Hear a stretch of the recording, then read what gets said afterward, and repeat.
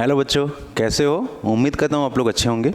हमने पिछले लेक्चर में बात की थी, प्लानिंग के बारे में बात की थी। प्लानिंग चैप्टर हमने पूरा कंप्लीट किया था और इस वाले में हम लोग देखेंगे ऑर्गेनाइजिंग। तो चैप्टर नंबर 5 है ये आपका, जिसमें हम लोग ऑर्गेनाइजेशन के बारे में बात करेंगे। भाई ऑर्गेनाइजिंग क्या होता है? अब हम लोग लाइफ में क्या करते हैं, ऑर्गेनाइज करते हैं कि नहीं अपनी लाइफ को? बोलते हैं कभी कभी घर वाले गुस्सा होते हैं, बोलते हैं अपनी लाइफ को ऑर्गेनाइज करके नहीं रखते हो। अपनी लाइफ को ऑर्गेनाइज करने का मतलब क्या होता है? अरेंज करके सीक्वेंस में या फिर एक सही तरीके से नहीं होना। ठीक है, तो ऑर्गेनाइज करने का मतलब चीज़ों को सही तरीके से रखेंगे तो बोलते हैं ऑर्गेनाइज करना। तो ये क्या होता है, किसी भी ऑर्गेनाइजेशन में, किसी भी बिजनेस में ऑर्गेनाइजिंग बहुत ही इंपॉर्टेंट फैक्टर हो जाता है। ठीक, और ये हम बोल सकते हैं क्या, किसका? मैनेजमेंट का सेकेंड फंक्शन है। क्या? प्लानिंग फर्स्ट फंक्शन था, ये क्या हो जाएगा? सेकेंड फंक्शन हो जाएगा।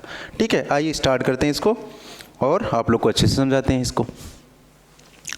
तो to organizing the organizing functions leads to the creation of organizational structure। क्या करता है? ऑर्गेनाइजेशनल स्ट्रक्चर को क्रिएट करता है, which includes the designing of roles. क्या करता है? रोल्स को डिसाइड करता है, डिज़ाइन करता है। रोल क्या होगा, किसका कैसे काम करेगा, वो सब चीज़ें। To be filled by the suitable skilled people. पहला क्या हो गया, उसका रोल, और फिर उस पर कौन काम करेगा उसके बारे में बताएगा। And defining the interrelationship between these roles. क्या? रोल्स और उनके बीच में डिफाइन करेगा रिलेशनशिप को। That ambiguity in performance of duties can be eliminated. ठीक है, the aim of organizing is to enable people to work together for a common purpose. तो क्या हमें बात समझ आई सर, कि देखो एक तो रोल, कि भाई किसको क्या रोल करना है, क्या उसमें काम करना है, किस पोजीशन पे काम करना है। दूसरा, इसमें एक स्किल्ड पर्सन की बात कर रहे हैं, स्किल्ड पर्सन की बात कर रहा है। इन दोनों को मिलाएगा तो क्या ये करेगा? ऑर्गेनाइजिंग करेगा। और ये जब मिलेंगे तो क्या करेंगे? ये कॉमन गोल को पा जाएंगे। ठीक है, कॉमन गोल हमारा क्या होता था, जो हमारे ऑर्गेनाइजेशन का गोल होता था वो कॉमन गोल। ठीक है, इतनी बात समझ में आ गई हम लोग को, ये तो मीनिंग हो गया। आइए इसके अंदर steps in the process of organizing. Organizing के कौन कौन से स्टेप्स होते हैं? ठीक है, तो ऑर्गेनाइजिंग के कुछ हमारे स्टेप्स दिए गए हैं, इसमें 4 स्टेप हमारे पास में है सामने। ठीक है, 4 स्टेप हमारे सामने है, आइए एक एक करके देखते हैं। पहला, identification. Identification and division of work. क्या? Identification and division of work. कहीं कहीं पर इसको 2 पार्ट में बांट दिया होगा, आइडेंटिफिकेशन को अलग किया गया होगा, डिवीजन को अलग किया गया होगा। ठीक है, identification and division of work है। सेकेंड पार्ट क्या हो जाएगा सर? डिपार्टमेंटलाइजेशन हो जाएगा। डिपार्टमेंटलाइजेशन का मतलब क्या? हर वर्क के लिए, हर चीज़ के लिए एक अलग अलग डिपार्टमेंट क्रिएट करना, एक अलग यूनिट तैयार कर देना, वो उसके अंदर आ जाएगा। तीसरा, असाइनिंग ड्यूटीज़ या फिर असाइनमेंट ऑफ ड्यूटीज़, किसको क्या काम करना है, किस पर्सन को क्या रोल करना है, वो इसके यहाँ पर बताया जाएगा। और चौथा, इस्टेब्लिशिंग रिपोर्टिंग रिलेशनशिप। कौन किसको रिपोर्ट करेगा, कौन सबऑर्डिनेट किस सुपीरियर को रिपोर्ट करेगा, वो इसके अंदर। इसको डिटेल में एक एक करके देखते हैं। पहला, identification and division of work. इसका मतलब क्या है यहाँ पर दिया है? द फर्स्ट स्टेप, ये क्या है हमारा पहला स्टेप होता है the process of organizing. Organizing का पहला स्टेप होता है इन्वॉल्व्स आइडेंटिफाइंग एंड डिवाइडिंग। क्या? पहचानेंगे, यहाँ पर क्या पहचानना है, पहचान होगी, फिर इसको बांटा जाएगा, डिवीजन किया जाएगा उसके बीच में। फिर the work in the accordance with the predetermined plan. हमने प्लान में क्या बताया था? प्लानिंग में क्या होता था? Deciding in advance what to do, how to do. तो ये तो बात पहले ही डिसाइड हो गई ना, कैसे करना है, क्या करना है, तो उसके लिए प्लान भी पहले बन गया होगा। प्लान में भी हमने 8 तरीके के प्लान्स की बात की थी, स्टैंडिंग प्लान्स। ठीक है, और कौन सी प्लान? 1 टाइम यूज या फिर सिंगल टाइम यूज था प्लान। तो इस तरीके से वहाँ पर हमने प्लान्स बना दी। The work is divided into managerial activities, जिसको काम किया जा सके, so that duplication of work can be avoided. अगर हमने काम को अच्छे से डिवीजन कर दिया है तो डुप्लीकेशन के चांसेस बहुत ही कम हो जाते हैं। And the burden of work can be shared among the employees. जो बर्डन है क्या हो जाएगा? अलग अलग पर्सन में, अलग अलग एम्प्लॉयज़ में वो बट जाएगा। यहाँ तक बात क्लियर है क्या? ठीक है, सेकेंड स्टेप क्या है? डिपार्टमेंटलाइजेशन। देखो, one work is divided into small activities. एक कोई काम है उसको छोटे पार्ट में डिसाइड करना है, हमको छोटे पार्ट में डिवाइड कर देना है। Similar and related jobs are group together, एक सेम नेचर का जॉब होगा, अगर सिमिलर नेचर का जॉब है तो उसको क्या किया जाएगा, ग्रुप टुगेदर किया जाएगा। ठीक है, इसके बाद फिर क्या किया, this grouping is called departmentalisation. तो बोलते भाई एक ऐसा काम है, जैसे ठीक है अपनी लाइफ में हम लोग बहुत सारा काम करते हैं, तो एक बोलते हैं कि नहीं चलो ठीक है एक डेली रूटीन में डाल देते हैं, भाई ऐसा ऐसा काम होगा, सेम नेचर का काम होगा तो उसको डेली रूटीन में डालेंगे। जैसे हमारा खाना खाना, ठीक है, हमारा थोड़ा बहुत इधर उधर काम करना, वो सब क्या होगा, सेम नेचर के हो जाएंगे। तो जब सेम नेचर की चीज़ें मिल जाएंगी तो उनको क्या करेंगे, एक साथ इकट्ठा कर देंगे। जैसे आपने देखा भी होगा कि सेल्स, प्रोडक्शन, सेल्स हो रहा है तो ये सेल्स में जितनी भी एक्टिविटीज़ हो रही होंगी ना, सब एक साथ इकट्ठा कर ली जाएंगी और क्या बन जाएगा, सेल्स डिपार्टमेंट बन जाएगा। क्या बन जाएगा, सेल्स डिपार्टमेंट बन जाएगा। या फिर प्रोडक्शन की सारी एक्टिविटीज़, सारे वर्क को एक साथ इकट्ठा कर लेंगे तो क्या बन जाएगा, प्रोडक्शन डिपार्टमेंट बन जाएगा। ऐसे ही मार्केटिंग की एक्टिविटीज़ को एक साथ इकट्ठा करेंगे तो मार्केटिंग डिपार्टमेंट बन जाएगा। तो डिपार्टमेंटलाइजेशन का मतलब क्या दिख रहा है कि जब सिमिलर नेचर की सारी एक्टिविटीज़ को एक साथ लाया गया और उनके लिए एक अलग डिपार्टमेंट तैयार किया गया। ठीक है, देखो टेरिटरी, प्रोडक्ट्स, इनके बेसिस पर भी ये डिपार्टमेंटेशन किया जाता है। भाई प्रोडक्ट बेसिस कैसे, कोई अगर शॉप बना रहा है, वही कंपनी ऑयल भी बना रही है, वही कंपनी स्लीपर भी बना रही है, ठीक है, तो ये क्या हो गया, अलग अलग प्रोडक्ट के बेसिस पर। टेरिटरी के बेसिस पे हो गया भाई कि ये इंडिया में बनाएगी, ये कंपनी का ये डिपार्टमेंट इंडिया में काम करेगा, ये डिपार्टमेंट यूएस में काम करेगा, ये डिपार्टमेंट कनाडा में काम करेगा। तो इस तरीके से अलग अलग टेरिटरी में भी हो सकता है। तीसरा,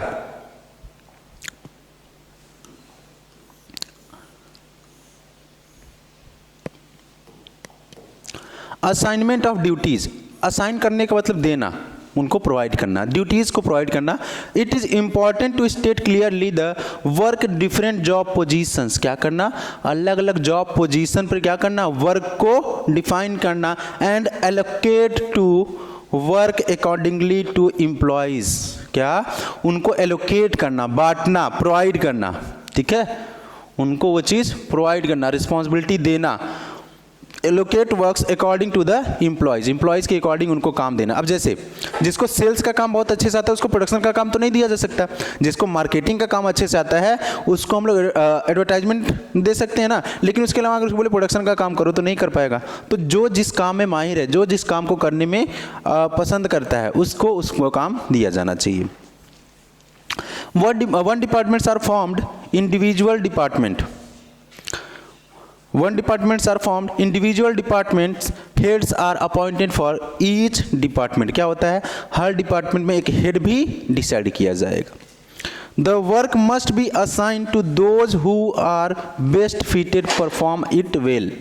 क्या, काम किसको दिया जाना चाहिए, जो उस काम को बहुत ही बेहतर ढंग से कर पाए उसी को वो काम प्रोवाइड किया जाना चाहिए। Finance job should be assigned to a person having qualification and experience in the finance। जिसको फाइनेंस में नॉलेज है, एक्सपीरियंस है, उसी को किसका काम दिया जाना चाहिए, सर फाइनेंस का जॉब दिया जाना चाहिए। जैसे सीएज या फिर एमबीएज को क्या दिया जाना चाहिए, फाइनेंस से किया है तो उसको फाइनेंस का काम दे सकते हैं। ठीक है, इसके बाद चौथा, इस्टेब्लिशिंग रिलेशनशिप। तो इसके अंदर पहला क्या है, रिलेशनशिप को इस्टेब्लिश कर रहा है। सर किसके बीच में रिलेशनशिप हम लोग देख रहे थे, रिलेशनशिप दो चीज़ों के बीच में, एक तो रोल के बीच में जो उनको रोल असाइन किया जाने वाला है, और दूसरा जो उनका वर्क है या फिर जो पर्सनल स्किल्ड पर्सन है उनके बीच में। तो ये सब इसके क्या करें, रिलेशनशिप बिठाने वाला है। क्या, establishing authority and responsibility relationship. Authority मतलब पावर, अथॉरिटी का क्या मतलब हो जाएगा यहाँ पर, सब पावर हो जाएगा। ठीक है, रिस्पॉन्सिबिलिटी का मतलब ऑब्लिगेशंस, उसको क्या काम करने के लिए दिया गया है वो, या फिर उसकी जो ड्यूटीज़ हैं, तो duties. Relationship helps to create hierarchical structure and also helps to coordination among the various department. अगर हमने क्लियर डिफाइन कर दिया कि अथॉरिटी किसकी क्या होगी, किसके पास कितना पावर होगा और उसको कितने काम करने पड़ेंगे, क्या ऑब्लिगेशंस होंगी, तो वहाँ पर ये क्या हो जाएगा, क्लियरली डिफाइन किया जाएगा। Superior subordinate relationship between different people and job positions is to be created. तो क्या, एक सुपीरियर और सबऑर्डिनेट के बीच में रिलेशनशिप को क्रिएट किया जाएगा, so that everybody knows from whom he is to taking order. मतलब मान लो कोई बंदा ए है ये क्या है, सुपीरियर है। कोई बंदा जो है वो जेड है, अब क्या करेगा, ये सबऑर्डिनेट है। तो अगर इसको पता है ए भी सुपीरियर है, बी भी सुपीरियर है, सी भी, ठीक है, और ये जेड है जो कि सबऑर्डिनेट है। अगर जेड को ये क्लियर डिफाइन ना किया जाए कि तुमको बी से लेना है ऑर्डर, कि ए से लेना है, कि सी से लेना है, तो वो क्या होगा, कंफ्यूज होगा। तो इसीलिए बोला गया भाई इनको क्लियर रिलेशनशिप पता होना चाहिए कि हमको ए से ऑर्डर लेना है, अगर ए से नहीं लेना है तो फिर किससे लेना है, बी या सी से लेना है, तो ये बात क्लियर पता होनी चाहिए, ठीक है। ये तो हो गए हमारे कुछ उसके मैनेजमेंट्स के अंदर। आइए इसके बाद importance of organization. Importance of organizing, organizing के क्या क्या महत्वपूर्ण होंगे, अगर हमने ऑर्गेनाइजिंग अच्छे से किया है चीज़ों को तो क्या क्या फायदे हो सकते हैं। तो पहला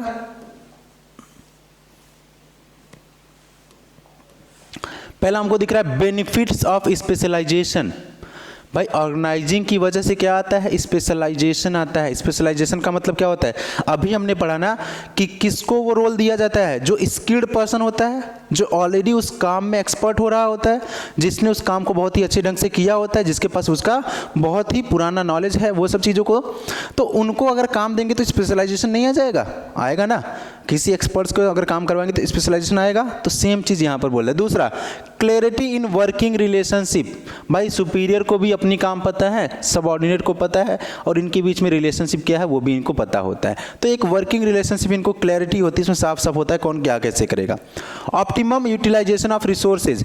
जब बात आती है ऑप्टिमम यूटिलाइजेशन ऑफ रिसोर्सेज का मतलब क्या होता है यहाँ पर, सर मैक्सिमम आउटपुट। क्या, मैक्सिमम आउटपुट क्या, गिवन रिसोर्सेज, जो आपको रिसोर्स दिया जा रहा है उसमें मैक्सिमम आउटपुट को ले आना ही क्या पार्ट बन जाएगा, optimum utilization of resource. Effective administration. Administration का मतलब उसका मैनेजमेंट, उसमें डिसीजन मेकिंग। तो यहाँ पर जो डिसीजन मेकिंग होगी, क्या, जो डिसीजन मेकिंग होगी बेटा वो बहुत ही अच्छी हो जाएगी, बहुत ही इफेक्टिव हो जाएगी, मतलब वो इम्पैक्ट उसका बहुत ही पॉजिटिव आएगा। Adoption to change. अगर कोई चेंज करना है, क्योंकि हमारा जो बिजनेस है कहाँ पर एग्जिस्ट करता है आपको पता है, इन्वायरमेंट में। अगर इन्वायरमेंट में कर रहा है तो इन्वायरमेंट क्या होता है, चेंज हो रहता है, फ्लक्चुएट होता है, डायनेमिक होता है। अगर डायनेमिक है, चेंज हो रहा है, तो उसको तो कंपनी को एडॉप्ट करना ही पड़ेगा। तो अगर ऑर्गेनाइजिंग बहुत अच्छे से की जा रही है तो एडॉप्ट कर लिया जाएगा easily. Development of personal. Personal का मतलब क्या होता है, एम्प्लॉयज़। जो भी वहाँ पर एम्प्लॉयज़ हैं उनका क्या किया जाएगा, डेवलपमेंट किया जाएगा। बाई किसके थ्रू, सर ट्रेनिंग दिया जाएगा, उनका डेवलपमेंट प्रोग्राम करवाया जाएगा, एजुकेशन करवाया जाएगा, एजुकेशन प्रोवाइड किया जाएगा, ये सब चीज़ें उसको दी जाएंगी। Expansion and growth. Expansion and growth का मतलब क्या हो गया, एक्सपेंशन का मतलब होता है जब नंबर ऑफ यूनिट बढ़ जाएं, नंबर ऑफ यूनिट बढ़ जाएं, नंबर ऑफ एम्प्लॉयज़ बढ़ जाएं, ठीक है बेटा, नंबर ऑफ ब्रांच बढ़ जाएं, तो उसको बोलते हैं एक्सपेंस करना। ग्रोथ का मतलब क्या होता है, एग्जिस्टिंग कैपेसिटी जो है ना हमारे ऑर्गेनाइजेशन की, same within the organization, जो सेम ऑर्गेनाइजेशन उसके काम करने की क्षमता बढ़ जाए या फिर उसका ग्रोथ हो जाए, ठीक है, उसकी कैपेसिटी इंक्रीज करे तो वो ग्रोथ के पार्ट हो जाएंगे। तो ये सब क्या है, फायदे होते हैं। आइए इनको एक एक करके हम लोग देखते हैं।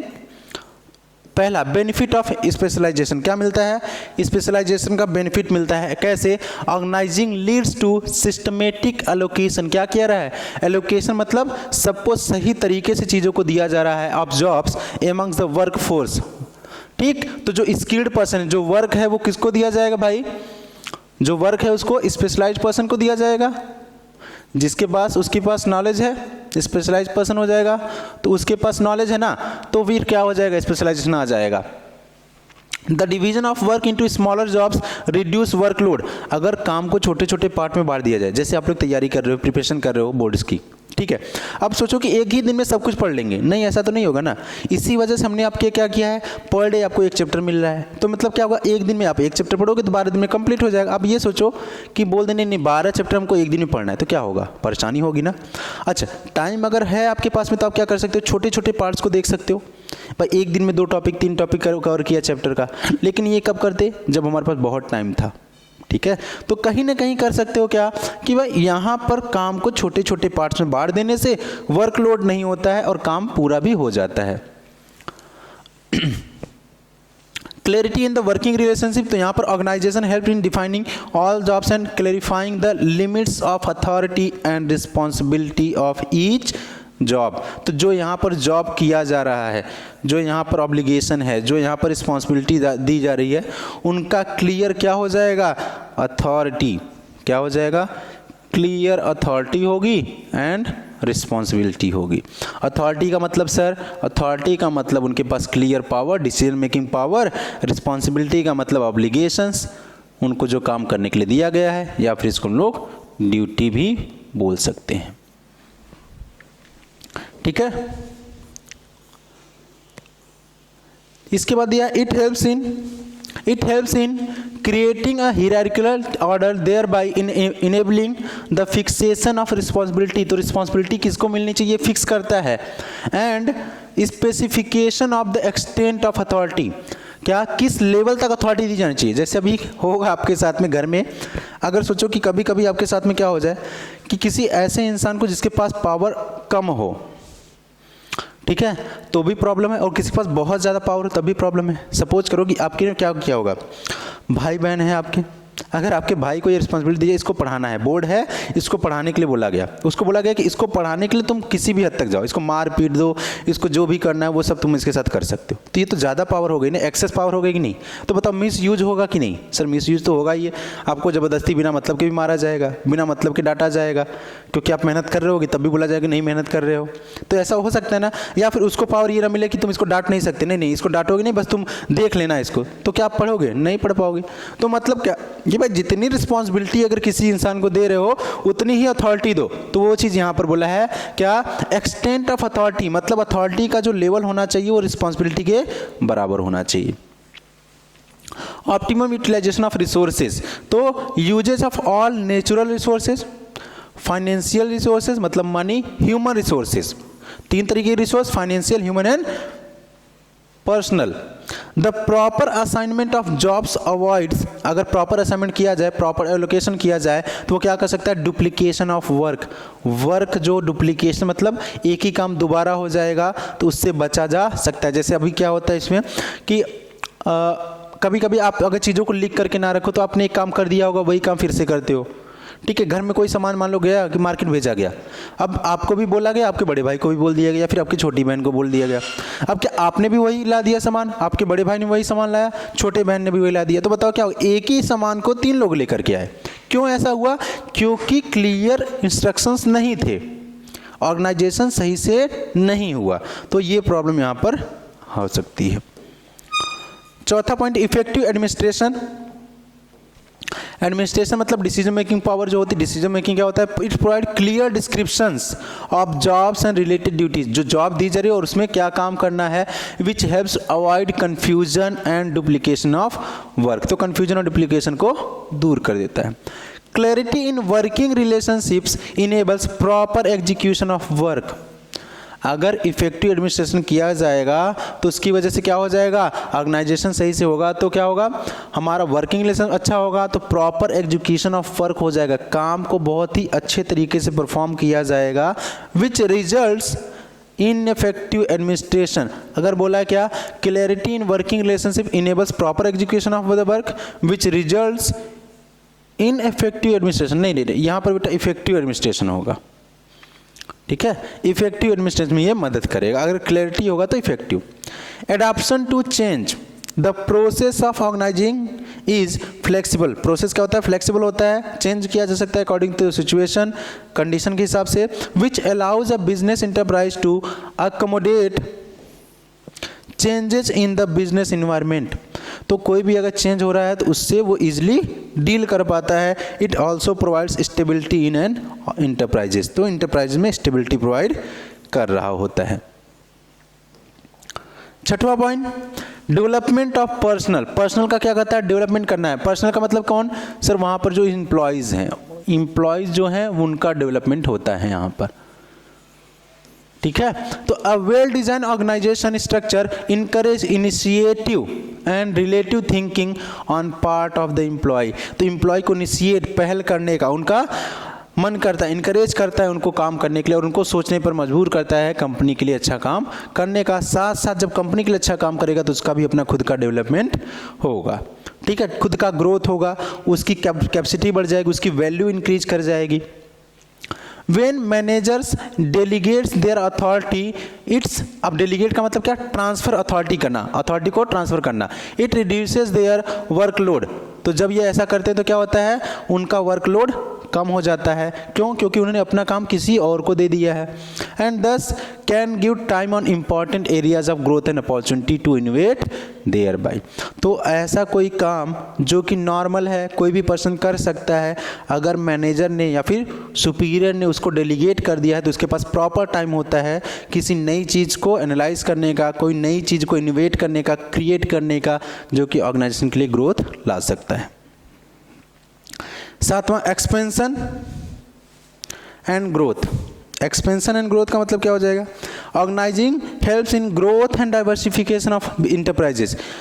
डाइवर्सिफिकेशन मतलब मान लो कोई था चीज़ था, वो सिर्फ क्या बनाते थे भाई, कपड़े बना रहे थे, वो भी टी शर्ट बना रहे थे, ठीक है, वो टी शर्ट, अगर ऑर्गेनाइजेशन सही हुआ तो फिर क्या कर सकते हैं वो लोग, उसमें शर्ट भी बना सकते हैं, और ग्रोथ हो गया तो इसमें साथ में पैंट भी बना सकते हैं।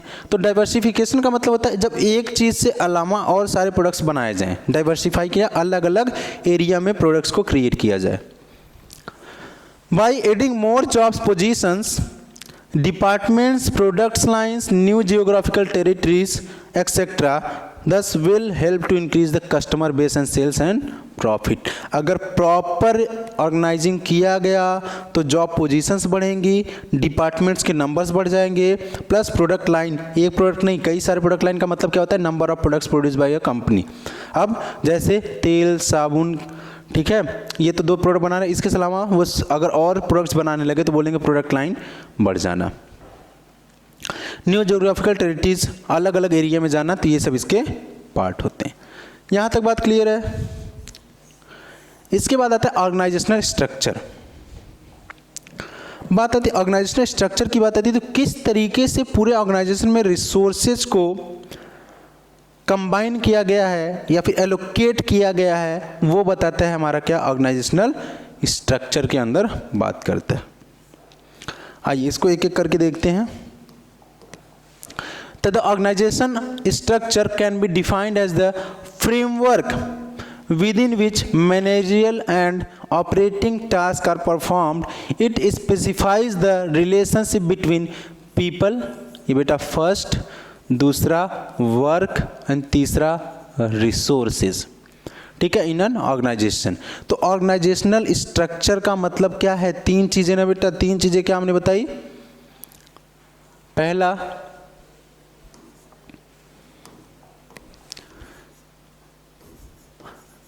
पीपल, वहाँ पर जो पीपल एम्प्लॉयज़ काम कर रहे हैं, दूसरा जो वहाँ पर वर्क हो रहा है, और तीसरा जो रिसोर्सेज हैं। तो इन सब को कौन इकट्ठा कर रहा होता है, कौन काम में लाता है, ऑर्गेनाइजेशन। तो ऑर्गेनाइजेशन स्ट्रक्चर में क्या किया जाता है, इन तीनों का एक फ्रेमवर्क तैयार किया जाता है, इन तीनों का एक फ्रेमवर्क तैयार किया जाना। फ्रेमवर्क मतलब क्या कि भाई कितने एम्प्लॉयज़ किसी काम को परफॉर्म करेंगे और उसमें कितना रिसोर्स लगेगा। जैसे मान लेते हैं भाई एक काम को करने के लिए 2 पर्सन्स की ज़रूरत है, तो 2 एम्प्लॉयज़ हो गए, वो काम को करने के लिए क्या हो जाएगा कि भाई मान लो 100 यूनिट बनाना है, तो 100 यूनिट बनाने के लिए 2 लोगों की ज़रूरत पड़ने वाली है, और रिसोर्स उसमें कितना चाहिए, तो कौन कौन सा रिसोर्स चाहिए उसमें, तो वो चीज़ें उसके अंदर आती। ये तीनों चीज़ों के बारे में क्या, इनका फ्रेमवर्क बनाना ही किसका, ऑर्गेनाइजेशनल स्ट्रक्चर का पार्ट होता है।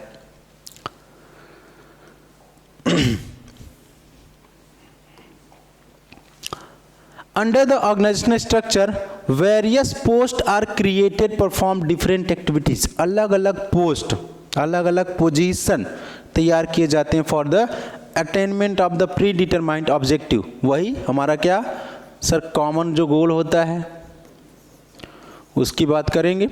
Of the enterprise, these structures provide a basis और framework for managers and other employees to perform their functions. तो उनके फंक्शंस को परफॉर्म करने के लिए यहाँ पर किया जा रहा होता है, ठीक है। स्पैन ऑफ मैनेजमेंट जो इम्पॉर्टेंट पॉइंट है, ये आपके बोर्ड में आ भी सकता है, क्यों? क्योंकि इससे 1 नंबर के क्वेश्चन भी आ सकते हैं, हो सकता है 3 नंबर में भी आ जाए। केस बेस्ड स्टडी भी ये आने के चांसेस होते हैं। तो स्पैन ऑफ मैनेजमेंट क्या होता है? refers to the number of subordinates that can be effectively managed by a superior। इसको दूसरी भाषा में कहें तो एक सुपीरियर कितने सबॉर्डिनेट्स को at a same point of time, at a point of time, किसी एक पॉइंट ऑफ टाइम पर मैनेज कर सकता है, उसको बोलते हैं स्पैन ऑफ मैनेजमेंट। तो अगर बोलते हैं, जैसे आप लोग देखा होगा क्लास में सर 35 से 40 बच्चों की क्या बनती है?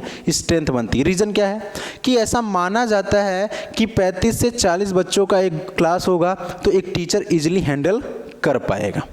ठीक है, तो यही बोला गया कि भाई एक सुपीरियर कितने अपने अंदर सबऑर्डिनेट्स को हैंडल कर पाएगा, वो स्पैन ऑफ मैनेजमेंट बोला जाएगा।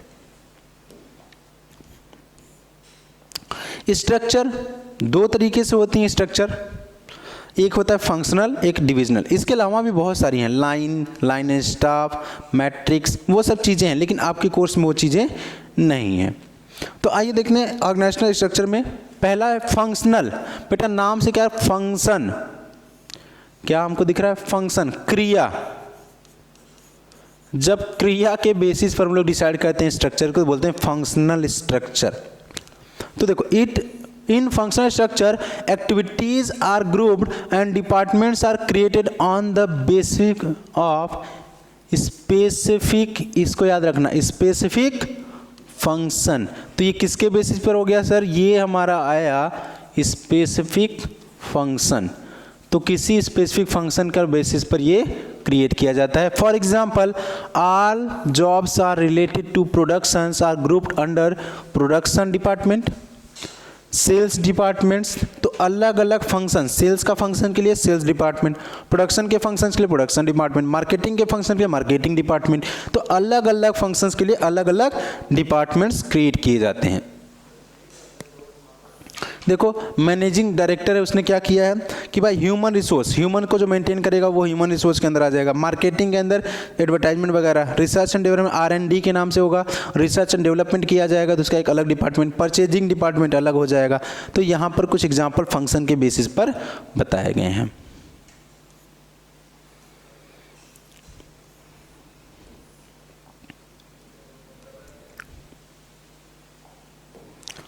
इसके एडवांटेज, जो फंक्शनल स्ट्रक्चर हैं उसके कुछ एडवांटेज भी हैं, कुछ डिसएडवांटेज भी हैं। ठीक है, एक एक करके देख लेते हैं क्या क्या एडवांटेज और डिसएडवांटेज हैं, प्लस सूटेबिलिटी, कहाँ पर वो सही है, किसकी जगह पर वो सही से यूज किए जा सकते हैं।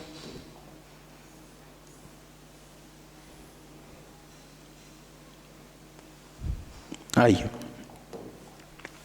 तो सबसे पहले एडवांटेज देखते हैं, फिर उसके आगे बाद एक एक करके। एडवांटेज में क्या बोला? Functional structures leads to occupational specialization. सिर्फ इतनी बात याद रखना है, क्या भाई? यहाँ पर स्पेशलाइजेशन आ जाता है। पहला पॉइंट कि अगर आपके MCQ में या फिर केस स्टडी में पूछ लेता है ऐसा कौन सा स्ट्रक्चर होता है जिसके अंदर स्पेशलाइजेशन को ध्यान में रख करके बनाया जाता है या फिर उसके करने से स्पेशलाइजेशन आ जाता है, तो वो कौन सा होता है? फंक्शनल स्ट्रक्चर होता है। ठीक है, दूसरा, promotes efficiency in the utilization of manpower. तो क्या? मैन पावर को एफिशिएंट यूज करने के लिए फंक्शनल होता है। क्यों?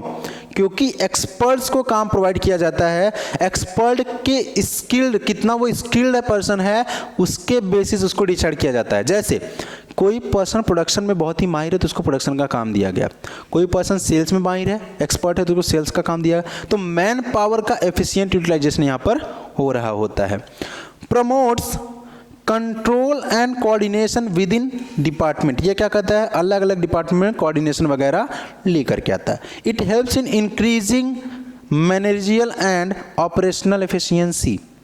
एफिशिएंसी को बढ़ा देता है मैनेजर्स। भाई देखो, क्यों? एक मैनेजर है जिसने सबको अपॉइंटमेंट कर दिया, अब सेल्स वाले के ऊपर जाकर उनको ऊपर बैठना थोड़ी ना है, क्योंकि सेल्स वाला एक्सपर्ट पर्सन है, उसको पता है सेलिंग कैसे करनी है। सिर्फ थोड़ी सी सुपरविजन करनी है, उसको देखते रहना है कि यहाँ काम कर रहे हैं कि नहीं कर रहे हैं, एक थोड़ा सा ओवर लुक देते रहना है, उस पर लेते रहना है उसका ना। तो इसमें क्या बोला गया है? सेम चीज़ भाई, अगर वो एक्सपर्ट है तो मैनेजर की एफिशिएंसी बढ़ जाती है, क्योंकि एक्सपर्ट्स काम करेगा तो सिर्फ थोड़ा सा दे करके काम आगे बढ़ाया जाएगा। ठीक है, तो कहीं ना कहीं इसके बारे में बात की जा रही है। इस रिड्यूसेस डुप्लीकेशन ऑफ वर्क। ये डुप्लीकेशन ऑफ वर्क को कैसे बता देता है भाई, प्रोडक्शन वाला प्रोडक्शन काम कर दिया, प्रोडक्शन वाले ने किसको दे दिया वो, फिर वो प्रोडक्शन वाले मार्केटिंग वाले को दे दिया, मार्केटिंग वाला अपना काम कर लिया, फिर मार्केटिंग वाले ने किसको दे दिया, डिस्ट्रीब्यूशन वाले को दे दिया, डिस्ट्रीब्यूशन वाले ने फिर क्या दिया उसको वहाँ तक पहुँचा दिया। तो एक काम एक ही परफॉर्म हो रहा है ना, सॉरी एक काम को क्या एक बार परफॉर्म किया जा रहा है, तो डुप्लीकेशन नहीं हो रहा है। ठीक है, इसके बाद it helps in training employees easily training कर सकते हैं। जैसे फंक्शनल वाले को, जैसे प्रोडक्शन वाले को उठा करके हमने सेल्स में डाल दिया तो वहाँ पर भी काम कर सकते हैं, सेल्स वाले को हमने मार्केटिंग में डाल दिया। एक तो ये तरीका हो गया कि अलग अलग डिपार्टमेंट में हमने काम करवा दिया। दूसरा कि भाई एक क्या है, हमको पता है कि ये किसका बंदा है, प्रोडक्शन का बंदा है, तो इनको किसकी ट्रेनिंग चाहिए, सिर्फ प्रोडक्शन के बारे में इनको ट्रेनिंग चाहिए। तो क्या कर सकते हैं, ईजिली एक्सपर्ट्स को हायर करके उनको ट्रेनिंग प्रोवाइड कर सकते हैं। ये तो कुछ इसके एडवांटेज हो गए। भाई एडवांटेज है, जहाँ पर नफ़ा है वहाँ पर नुकसान भी है। तो डिसएडवांटेज क्या हो जाएगा, पहला more importance on the objective of functional head. Functional head का मतलब क्या, अपने अपने हेड्स में खींचातानी हो जाती है। क्या मैं तो प्रोडक्शन करूँगा, मुझे कोई किसी से लेना देना नहीं, मेरे को बस प्रोडक्शन करना है, प्रोडक्शन करना है, प्रोडक्शन करना है। ठीक है, ऐसे ही क्या हो जाएगा, सेल्स वाला बोलेगा मुझे बेचना है, पता नहीं प्रोडक्शन हो कि ना हो, मुझे बस सेल्स करना है। सब अपने अपने काम करने लग जाते हैं। लेकिन बताओ सबके लिए बजट चाहिए ना, तो जो फाइनेंस डिपार्टमेंट होगा वो किसको किसको बजट प्रोवाइड करेगा। बोलेगा प्रोडक्शन के लिए रॉ मटेरियल ज़्यादा चाहिए तो उसको कितना पैसा चाहिए, सेल्स के लिए ज़्यादा पैसे रिक्वायरमेंट हो, एडवर्टाइजमेंट कराना पड़ेगा तो किसको पैसा, मार्केटिंग वाला पैसा मांगेगा। तो उनके लिए प्रॉब्लम हो जाएगा ना भाई, किसको ज़्यादा पैसा दिया जाना चाहिए, तो ये प्रॉब्लम हो सकती है। तो यही चीज़ यहाँ पर बोला है कि सब अपने अपने ग्रुप के लिए, अपने अपने फंक्शन में, अपने अपने डिपार्टमेंट के लिए खींचातानी करेंगे, अपने डिपार्टमेंट में ग्रोथ करना चाहेंगे तो दूसरे वाले को कहीं ना कहीं क्या करना पड़ेगा, सेक्रीफाइस करना पड़ सकता है, या फिर उसको कभी कभी उससे एडजस्ट करना पड़ेगा। Lack of coordination among different department, सब लोग अपना अपना खींचातानी करेंगे तो कोऑर्डिनेशन तो नहीं आ सकता है। A conflict of interest will arise with the department, अलग अलग डिपार्टमेंट के बीच में क्या हो जाएगा, कन्फ्लिक्ट अराइज होने लगेगा। वो बोलेगा मैंने बहुत अच्छा काम किया, मान लो कोई प्रॉब्लम हो गई तो वो बोलेंगे नहीं मेरी प्रॉब्लम नहीं है, ये मैंने नहीं किया है। प्रोडक्शन वाले बोले नहीं मेरे से गलती नहीं हुई है, सेल्स वाले बोलेगा नहीं मेरी गलती नहीं है। तो ऐसा भी प्रॉब्लम तो हो सकता है। It may leads inflexibility due to narrow perspective employees, तो क्या हो जाता है, लोगों की सोच ही छोटी हो जाएगी ना। भाई वो सिर्फ प्रोडक्शन के बारे में सोच रहा है, वो सिर्फ मार्केटिंग के बारे में सोच रहा है, वो सिर्फ सेल्स के बारे में सोच रहा है, वो सिर्फ एडवर्टाइजमेंट के बारे में सोच रहा है। तो कहीं ना कहीं उनकी माइंड क्या हो जाएगा, नैरो हो जाएगा, छोटा सोचेंगे, सिर्फ अपने अपने बारे में सोचते रहेंगे। अच्छा, इसे सुटेबल कहाँ पर होगा, तो organization which requires high degree of functional specialization within the diversified activities. तो पहला तो याद रखना है, जहाँ पर स्पेशलाइजेशन की जरूरत पड़ेगी वहाँ पर सुटेबल हो जाएगा, पहला पॉइंट। दूसरा, जहाँ पर लार्ज ऑर्गेनाइजेशन है, जहाँ पर बहुत ही बड़ा ऑर्गेनाइजेशन है, वहाँ पर भी। Producing one line of product, किसी एक ही प्रोडक्ट को बहुत ही बड़े लेवल पे काम कर रहे हैं।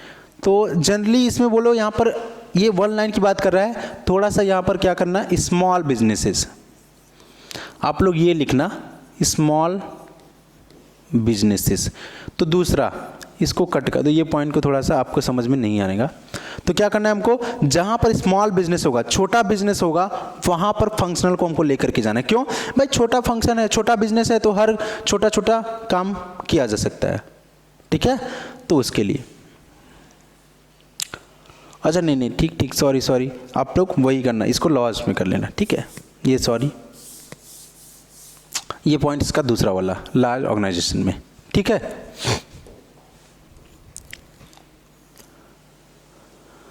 डिविजनल, दूसरा हमारा क्या होता है, पहला तो फॉर्मल हो गया, फंक्शनल हो गया, दूसरा डिविजनल। डिविजनल के अंदर क्या हो जाएगा, देखो डिवीजन बनाना, भाई डिवाइड कर देंगे।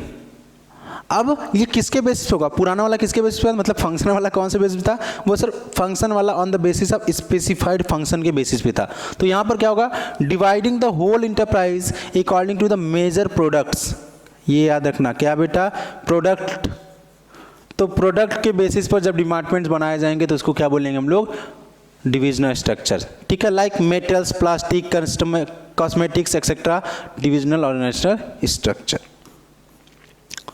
ठीक है, देखो एक सामने आपके दिया भी है कि मैनेजमेंट डायरेक्टर क्या कर रहा है, पहले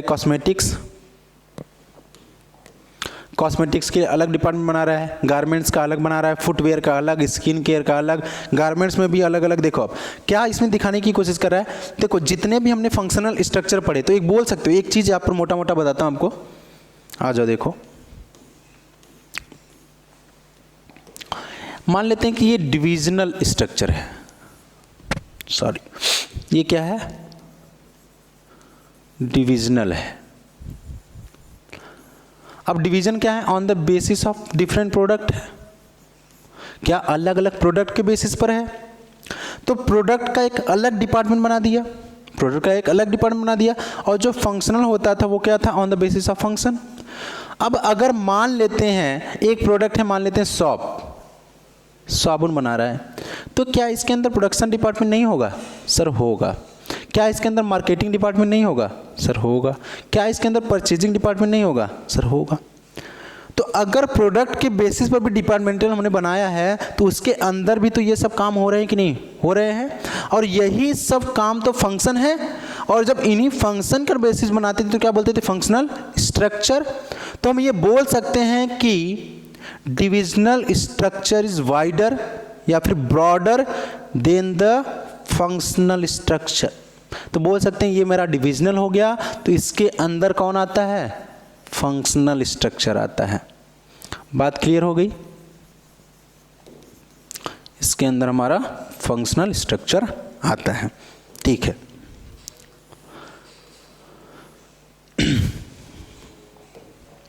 तो यहाँ पर एग्जांपल में क्या है, जैसे गारमेंट वाला क्या कर रहा होगा, ह्यूमन रिसोर्स को मैनेज इसके लिए डिपार्टमेंट बनाएगा, मार्केटिंग के लिए डिपार्टमेंट बनाएगा, R&D के लिए बनाएगा, परचेजिंग के लिए बनाएगा। सेम चीज़ कॉस्मेटिक वाला भी यही चीज़ें कर रहा होगा, फुटवेयर वाला भी इन्हीं लोग को बनाएगा, स्किन वाला भी ऐसे डिपार्टमेंट बनाएगा। तो कहीं ना कहीं क्या होगा, हर प्रोडक्ट वाला अपने लिए खुद से फंक्शनल स्ट्रक्चर को डिसाइड कर देगा, ठीक। कुछ एडवांटेज एंड डिसएडवांटेज इसके भी। पहला एडवांटेज में देखो क्या हो जाएगा, पहला specialisation helps in the overall development of the skills of a departmental heads. तो डिपार्टमेंटल हेड्स क्या करता है, उनको ग्रोथ करता है, उनको मदद करता है। दूसरा, it helps in fixation of responsibility, responsibility को फिक्स करता है कि कौन क्या फंक्शन परफॉर्म करेगा, कौन से काम को वो करेगा। दूसरा, अकाउंटेबिलिटी, जवाबदेही, इसको हम लोग बोल सकते हैं जवाबदेही बोल सकते हैं, या फिर इसको क्या बोलेंगे, आंसवरेबिलिटी, जवाबदेही। डिपार्टमेंट्स हेड्स, तो ये क्या करता है, क्लियर कर देता है कि किसकी क्या रिस्पॉन्सिबिलिटी है और वो किसको आंसर करेगा या फिर उसकी जवाबदेही किसको होने वाली है। Provides a proper basis for assessing performance and results of each division. तो हर डिवीज़न हमको पता है, प्रोडक्शन वाले का अलग चलेगा, परचेजिंग वाले का अलग चल रहा होगा, मार्केटिंग वाले का अलग चल रहा होगा। तो हर ईच डिपार्टमेंट वाइज यहाँ पर क्लियर बात की जा सकती है, ठीक है। It facilitates expansion and growth as new divisions can be added without interrupt existing division. भाई हमने अलग अलग प्रोडक्ट के लिए अलग अलग बना के रखा है, तो अगर कुछ नया हमको बनाना है तो उसके लिए एक अलग डिपार्टमेंट बना देंगे, तो क्या होगा, हम दूसरे वाले को कोई इंटरप्ट भी नहीं करेंगे। तो एक वहाँ पर हमारे एडवांटेज होता है। इसका डिसएडवांटेज क्या हो जाएगा, कन्फ्लिक्ट्स में भी arise among different divisions on allocation of resources. अब भाई देखो, जैसे मान लें, अब ऐसा तो नहीं होता नहीं कि हम किसी दूसरे बिजनेस में हम दूसरे बिजनेस में हाथ डालेंगे। अब सपोज करो कि कोई शू बनाने वाली कंपनी है और वो सैंडल भी बनाएगी, ठीक है, फ्लैटर वगैरह, वो स्लीपर भी बनाएगी, ऐसा होगा ना। अब हमको थोड़ा ये बता दो, जो इनमें सोल होंगे, इन सब में जो सोल लगता है वो रबड़ का ही लगेगा, या फिर ये शूज में भी रबड़ का ही यूज किया जाएगा कि नहीं? हाँ सर, रबड़ का तो यूज किया जाएगा। अगर रबड़ का यूज किया जाएगा तो बताओ, शूज वाला जो डिपार्टमेंट है, ये जो डिपार्टमेंट बोलेगा मुझे ज़्यादा दो, ऐसे स्लीपर वाला और सैंडल वाले बोलेंगे हमको ज़्यादा दे दो। तो कन्फ्लिक्ट होने के चांसेस हैं कि नहीं? सर हैं, वही चीज़ यहाँ पर बोल रहा है। It may leads to increase the cost since there may be duplication of activities. Duplication of activities तो होनी ही होनी भाई, हर प्रोडक्ट के लिए परचेजिंग, मार्केटिंग, सेल्स सब बन रहा है ना, तो डुप्लीकेशन नहीं हो गया क्या? भाई परचेजिंग का काम है, जैसे यहाँ पर क्या हो गया, रबड़ का परचेजिंग है। अब ये परचेज डिपार्टमेंट किस में है? सर शू के लिए भी डिपार्टमेंट में अलग है, ये सैंडल में भी है, स्लीपर में भी है, सब में है कि नहीं? भाई सब में जब है तो डुप्लीकेशन ऑफ कम हो ही रहा है। रबड़ वो भी खरीद रहा है, वो भी परचेज कर रहा है, ये भी परचेज कर रहा है, और सब क्या खरीद रहे हैं? परचेज रबड़ ही कर रहे हैं। तो एक डुप्लीकेशन ऑफ वर्क होने के चांसेस होते हैं। It provides managers with in authority and supervise all activities related to a particular division. तो ये क्या कहता है, मैनेजर्स को सिर्फ एक ही डिपार्टमेंट पर ध्यान देने के लिए बोलता है, या फिर उनको एक ही चीज़ पर कॉन्सेंट्रेट करना होता है। इसकी सुटेबिलिटी कहाँ पर ये सुटेबल होता है? तो this structure is suitable in organisations producing multi product और डिफरेंट लाइंस ऑफ प्रोडक्ट्स। तो जहाँ पर मल्टी प्रोडक्ट हैं, एक से ज़्यादा प्रोडक्ट हैं, या फिर डिफरेंट लाइंस ऑफ प्रोडक्ट्स हैं, अलग अलग प्रोडक्ट हैं। जब आपने बात की थी प्रोडक्ट लाइन की, तो मैं यहीं पे बता देता हूँ आपको, प्रोडक्ट लाइन। तो इसका मतलब क्या होता है? Number of product produced by company. अभी आपने देखा ना, कोई क्या कर रहा था भाई, वो स्लीपर भी बना रहा है, वो शूज़ भी बना रहा है, वो फ्लैटर वगैरह भी बना रहा है। तो कहीं ना कहीं इसमें प्रोडक्ट लाइन कितनी हो गई? 1, 2 और 3। तो ये 3 प्रोडक्ट लाइंस हैं। Growing companies which intend to add more lines of products in future adopt this structure. ऐसा जिस कंपनी को लगता है कि हमको और डायमेंशंस में जाना है और डाइवर्सिफाई करना है, तो कहीं ना कहीं वो इस स्ट्रक्चर को फॉलो करती हैं। साथ में जिनका क्या होता है, प्रोडक्ट लाइन बहुत ज़्यादा है, उनके लिए सुटेबल ही है। तो बात क्लियर हुई? ठीक। एक देखो यहाँ पे कंपैरिजन हमने किया है, इस चार्ट में आपके सामने कंपैरिजन है, इसको देख लेते हैं। आपने सारी चीज़ें पढ़ ली हैं, इसको देखते हैं जल्दी जल्दी। फॉर्मेशन, तो फंक्शन स्ट्रक्चर क्या होता है? Based on the function. ये क्या होता है? प्रोडक्ट लाइन पर। ये इंपॉर्टेंट है बेटा, बहुत इंपॉर्टेंट है, इसमें क्वेश्चन बनने के चांसेस होते हैं। इवन कि सीयूटी के एग्जाम्स में भी यहाँ से एमसीक्यू में क्वेश्चन आते हैं। स्पेशलाइजेशन क्या होता है? फंक्शनल स्पेशलाइजेशन आता है, फंक्शन का स्पेशलाइजेशन होता है, यहाँ पर प्रोडक्ट का। क्यों? यहाँ पर फंक्शन के बेसिस पर डिपार्टमेंट बनाया गया था, यहाँ पर प्रोडक्ट के बेसिस पर। तो जिसको स्लीपर बहुत अच्छे से बनाना आएगा वही तो उस डिपार्टमेंट में जाएगा ना। तो उसका क्या हो रहा है? प्रोडक्ट स्पेशलाइजेशन आता है और यहाँ पर फंक्शन आता है। रिस्पॉन्सिबिलिटी डिफिकल्ट टू फिक्स, यहाँ पर क्या होता है? थोड़ा सा डिफिकल्ट होता है, बट यहाँ पर इजीली फिक्स हो जाता है, क्योंकि भाई प्रोडक्ट अलग अलग प्रोडक्ट के बेसिस पर इनको रिस्पॉन्सिबिलिटी दी जा सकती है। मैनेजरियल डेवलपमेंट डिफिकल्ट, यहाँ पर डिफिकल्ट क्या होता है भाई? ठीक है, each functional managers has the report to the top management. यहाँ पर क्या करना है? सभी को अपने टॉप लेवल के अधिकारी को जाकर के बोलना होता है, टॉप लेवल के ऑफिसर्स को बताना पड़ता है। यहाँ पर क्या होता है? Duplication of resources in various department, hence costly. क्या होता है? थोड़ा आप लोग देखना, डिफिकल्ट।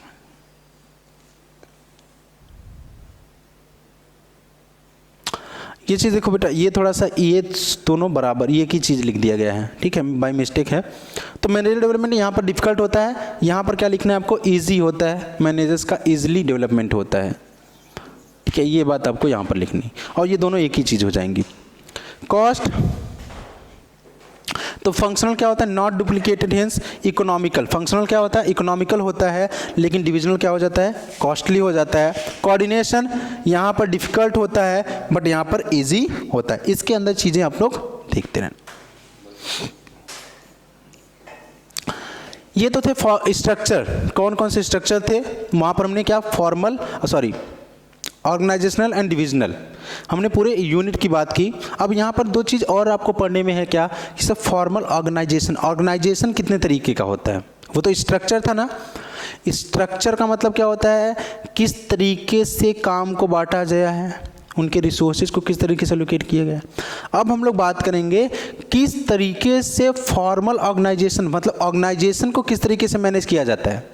अपने लाइफ में भी तो हम लोग यही कहते हैं ना, हम लोग की दो लाइफ होती है, एक फॉर्मल लाइफ, ऑफिशियल लाइफ जो लोगों के सामने दिखती है, एक अपनी पर्सनल लाइफ है। हो सकता है आप दुनिया के सामने बहुत खुश हैं या फिर बहुत सारा अच्छा अच्छा बोलेंगे, मैं ऐसे कर रहा हूँ वो कर रहा हूँ, लेकिन अपनी लाइफ को पता है कि हम कुछ नहीं कर रहे। लोगों को लगता है कि आप बहुत ही ज़्यादा मेहनत करें, लेकिन आप एक्चुअल में कुछ मेहनत नहीं कर रहे हो। तो फॉर्मल एंड इनफॉर्मल दो अलग अलग ऑर्गेनाइजेशन हो सकते हैं, या फिर अलग अलग क्या हो सकते हैं? काम करने के तरीके हो सकते हैं। आइए देखते हैं एक एक करके। तो पहला फॉर्मल ऑर्गेनाइजेशन बोला है,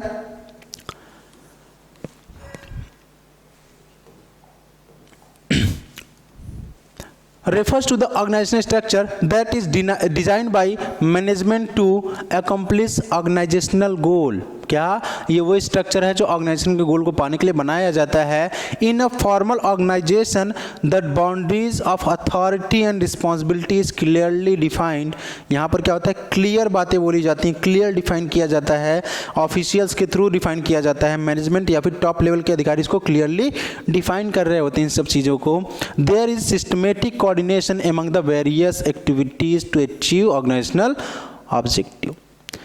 तो जैसे आपके स्कूल में होता होगा, दो तरीके की चीज़ें होती होंगी। एक तो वो स्ट्रक्चर जो प्रिंसिपल हैं, हमारे पहले क्या होते हैं स्कूल में, सर प्रिंसिपल होते हैं, फिर उनके नीचे कौन आते हैं, वाइस प्रिंसिपल आते हैं, फिर उनके नीचे कौन आते हैं, वहाँ के टीचर्स आते हैं या फिर वहाँ पर जो ऑफिशियल्स होते हैं, फिर उनके नीचे कौन आते हैं, वहाँ पर जो क्लर्क होते हैं, फिर उनके नीचे कौन आते हैं, वहाँ पर पियून वगैरह हैं, वो सब लोग आ रहे हैं। तो ये एक स्ट्रक्चर डिसाइड हो रहा है कि नहीं, और ये स्ट्रक्चर कैसे बना है, ये फॉर्मली बना है, ठीक है। ये पोजीशन के हिसाब पर डिसाइड किया गया है, क्वालिटीज़ के बेसिस पर डिसाइड किया गया, भाई जिनके पास सबसे ज़्यादा क्वालिटी है, जो सबसे ज़्यादा एफिशिएंट, उनको प्रिंसिपल बोला गया, और सब धीरे धीरे करके ऐसे चलते आते हैं, यही चीज़ है ना।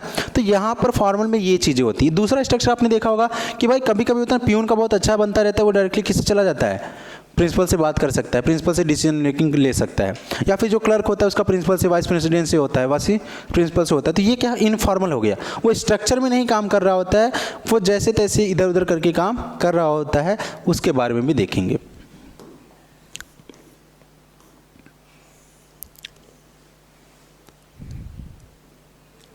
अब फॉर्मल ऑर्गेनाइजेशन के अंदर क्या होता है, अब इसका एडवांटेज और इसका डिसएडवांटेज क्या होता है। तो फॉर्मल स्ट्रक्चर के अंदर फीचर्स क्या हैं, पहले फीचर हैं एडवांटेज एंड डिसएडवांटेज। तो फीचर क्या होता है, it clearly defines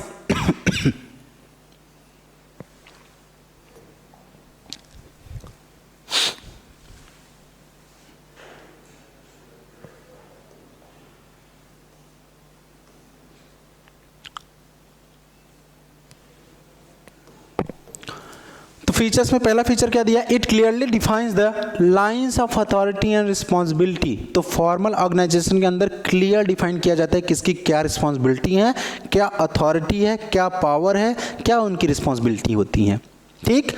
it means to achieve the objectives, इनका क्यों बनाया जाता है, जो ऑब्जेक्टिव है स्पेसिफाइड इन द प्लान्स।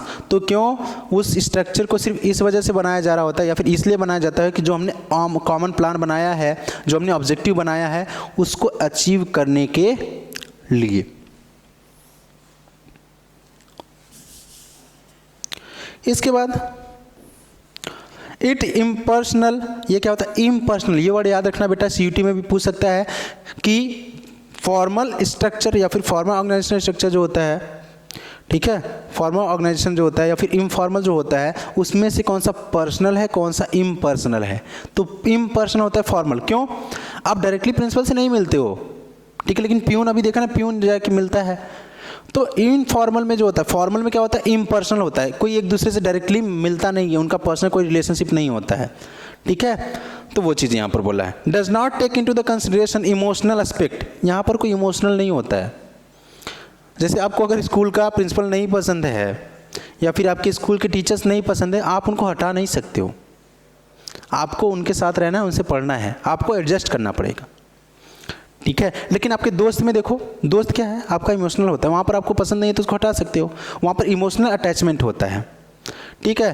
तो फॉर्मल में आपके हाथ में कुछ नहीं होता है, वो जो भी स्ट्रक्चर डिसाइड कर दिया गया ऑर्गेनाइजेशन के द्वारा या फिर हमारे मैनेजमेंट के थ्रू, उसको फॉलो अप करना पड़ता है। इसके बाद it designed bye top management, कौन डिसाइड करता है, देखो अभी हम बात कर रहे थे ना, कौन करता है इसको, टॉप मैनेजमेंट इसको डिसाइड कर रहा होता है। It is created with the motive of achieving organisational objective. तो मेन पर्पस क्या था, ऑर्गेनाइजेशन के ऑब्जेक्टिव को पाना। ये तो इसके फीचर्स हो गए। एडवांटेज क्या है, पहला इजियर टू फिक्स रिस्पॉन्सिबिलिटी, यहाँ पर क्या हो जाता है, फॉर्मल है तो फॉर्मल बाय इजीली डिसाइड कर दिया जाता है किसको क्या रिस्पॉन्सिबिलिटी मिलेगी, किसको क्या अथॉरिटी मिलेगी। म्यूचुअल रिलेशनशिप क्लियरली डिफाइन किया जा सकता है। It helps in avoiding duplication of work, application क्या कहता है, ये हमको इसका एप्लीकेशन जब करेंगे या फिर इसका यूज करेंगे तो वहाँ पर डुप्लीकेशन होने के चांसेस बहुत ही कम होंगे। Unity of commands is maintained, unity of command यहाँ पर मेंटेन की जा सकती है ईजिली। क्यों? यूनिटी ऑफ कमांड का मतलब क्या होता है, किसी एक सबऑर्डिनेट को किसी एक सुपीरियर से ही क्या मिलने वाला है, कमांड मिलने वाला, तो इसको बोलते हैं unity of command. Effective accomplishment of goals, goals को इजीली पाया जा सकता है, प्लस इफेक्टिव पाया जा सकता है, ज़्यादा से ज़्यादा क्या ऑप्टिमम यूटिलाइजेशन करके रिसोर्स को पाया जा सकता है, उनको बेहतरीन तरीके से पा सकते हैं। Provides stability in organisation, organisation में स्टेबिलिटी लाई जाती है। क्यों? अब सोचो अगर प्रिंसिपल सर ना रहें, आपके टीचर्स ना रहें, तो क्या ऑर्गेनाइजेशन सही से चल पाएगा? नहीं चल पाएगा। तो ये इसके बात में। इसका डिसएडवांटेज क्या होता है, प्रोसीजरल डिले, यहाँ पर क्या होता है, डिलेज होता है in the chain of command has to follow, क्या होता है, डिले होता है प्रोसीजर में, तो एक यहाँ पर टाइम टेकिंग प्रोसेस होता है। रिजिड पॉलिसीज रिड्यूस क्रिएटिविटी, क्योंकि यहाँ पर जो भी एक्टिविटीज़ परफॉर्म की जाती हैं वो सब प्री डिटरमाइंड होती हैं, पहले से ही बता दी जाती हैं, पहले से ही क्लियर कर दी जाती हैं, तो यहाँ पर पूरे चांसेस होते हैं क्या, कि वहाँ पर क्रिएटिविटी कम हो जाएगी। दूसरा, more emphasise is on structure and work than the human relationship, तो यहाँ पर क्या होता है, सब कुछ स्ट्रक्चर पे डिसाइड करता है, ना कि ह्यूमंस के रिलेशनशिप पर। ठीक है, ये तो हो गए फॉर्मल के। ऐसे इनफॉर्मल के अंदर आ जाएंगे। इनफॉर्मल के अंदर देखो क्या हो जाएगा, interaction among the people at work given rise to an network of social relationship, ये वर्ड याद रखना, क्या, social relationship among the employees, तो उनका एक साइकोलॉजिकल रिलेशनशिप, सोशल रिलेशनशिप, उनके पर्सनल चीज़ों पर ये होता है कि उनको क्या पसंद है, क्या नहीं पसंद, उनकी सोच कैसी, थॉट प्रोसेस कैसा है। जब इसके बेसिस पर ऑर्गेनाइजेशन क्रिएट हो जाता है, इसके बेसिस पर ग्रुप क्रिएट हो जाता है, तो उसको क्या बोलते हैं हम लोग, informal. Informal organization. The main purpose of this organizational structure is psychological satisfaction. ये वर्ड याद करना, साइकोलॉजी, माइंड का पीस, माइंड का पीस के लिए यहाँ पर होता है। विथ कॉमन इंटरेस्ट, इनका जो इंटरेस्ट होता है वो कॉमन हो सकता है या फिर होता ही कॉमन है। Example, similar interest in the books, किसी को एक जैसी बुक्स पसंद होती हैं, जैसे आपने मूवी वगैरह में देखा, जो किताबें वो पढ़ रही होती हैं उन्हीं को सर को वो पसंद आ जाती है, फिर दोनों एक साथ मिलने लगते हैं, बातचीत करने। तो किसी बुक्स के बेसिस पर हो सकता है, या फिर फिल्म्स के बेसिस पर कोई एक ही सेम मूवी सबको पसंद आई है, एक जैसी मूवी पसंद आई तो उससे बातचीत शुरू हो जाती है। रिलीजन, लोगों का एक रिलीजन हो जाए तब भी यहाँ पर हो जाता है। May forms their own informal groups, तो यहाँ पर ग्रुप्स क्रिएट हो जाते हैं। इसके भी कुछ फीचर्स, एडवांटेज एंड लिमिटेशंस हैं या फिर डिसएडवांटेज हैं। पहला फीचर क्या है, ओरिजिनेट, कहाँ से क्रिएट होता है भाई, पर्सनल इंटरेक्शन, क्या, पर्सनल इंटरेक्शन होता है विद इन द ऑर्गेनाइजेशन, तो ये क्रिएट हो जाता है। दूसरा, standard of behaviour involves from group norms, क्या होता है, यहाँ पर बिहेवियर कैसे डिसाइड किया जाता है, on the basis of group norms. जैसे आपने डिसाइड किया होगा, आपके ग्रुप में आप पढ़ने वाले लोग होंगे तो बोलोगे मेरे ग्रुप में सिर्फ वही बच्चे आएंगे जो टॉपर्स होंगे, जो पढ़ने में सही होंगे, तो आपने अपना नॉर्म्स बनाया कि इसी रूल के अकॉर्डिंग सब काम होने वाला है।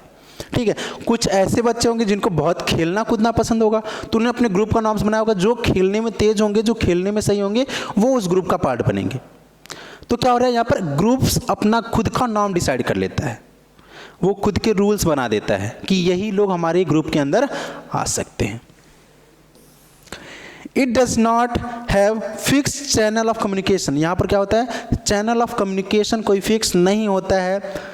चैनल ऑफ कम्युनिकेशन के बारे में हम लोग पढ़ेंगे कौन से चैप्टर में, डायरेक्टिंग के चैप्टर में कम्युनिकेशन होगा, वहाँ पर चैनल ऑफ कम्युनिकेशन के बारे में पढ़ेंगे।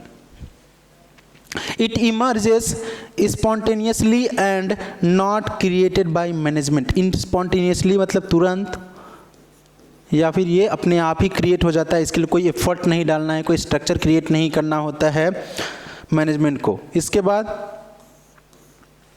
इट इज़